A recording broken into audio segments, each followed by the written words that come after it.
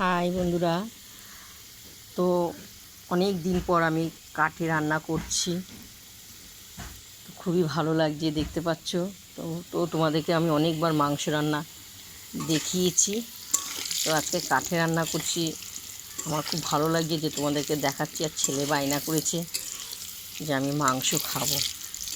দেখো, আমি লাল লাল করে আলু ভাজা হচ্ছে, খুব সুন্দর। এরা শীতকাল পড়েছে, কাঠে এবার রান্না করব। দিদিভাই, আমাদের এখানে তো কাঠ কিনে রান্না করতে হয়, কেমন। তো আলুগুলো লাল লাল করে ভাজা হয়ে যাক।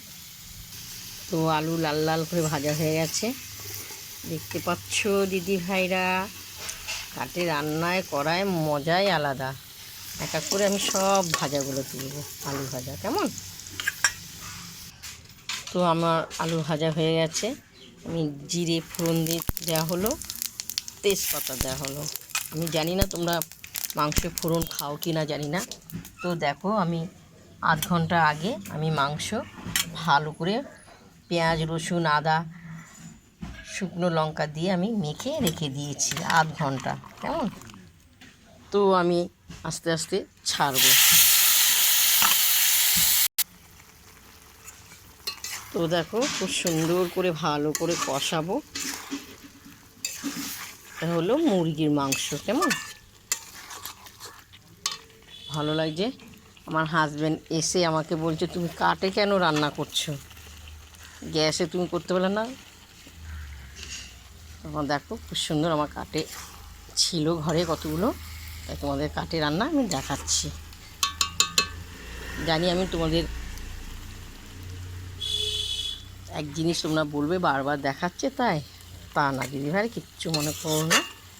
খুব ভালো লাগছে কাঠে রান্না করতে, আর আনন্দও লাগছে তোমাদেরকে দেখাতে। দেখো, কষাতে কষাতে তেল বেরিয়ে গেছে। তো আমি জল দিয়ে দেবো, কেমন।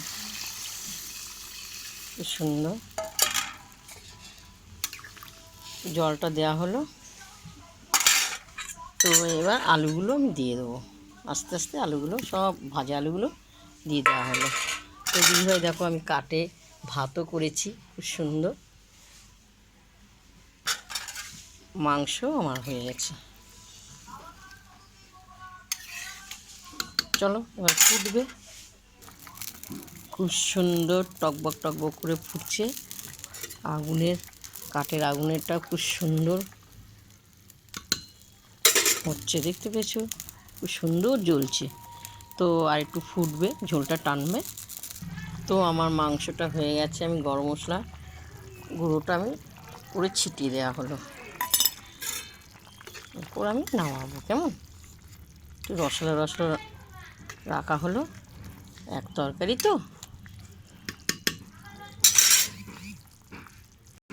প্রথম থেকে লাস্ট তোমাদের মাংসের রেসিপিটা দেখালাম, দেখতে পেয়েছো। কাঠে রান্না করা হলো, খুব সুন্দর। দেখো, মাংসের পিসগুলো খুব বড় বড় আছে। তো হাঁড়ির থেকে আমি ভাতটা গামলি ঢাললাম। তো চলো, এখন আমরা গরম গরম মাংস দিয়ে ভাত খাবো। এক তরকারি করা হয়েছে। এসো দিদি বাড়িতে খেতে, কেমন। ভালো লাগলে আমাকে লাইক দিও, শেয়ার করো, কমেন্ট করে জানাও। অসাধারণ লাগবে খেতে। পাতলা ঝোল করা হয়েছে মাংসর। কারা কারা পাতলা ঝোলটা পছন্দ করো লিখে পাঠাবে, কেমন।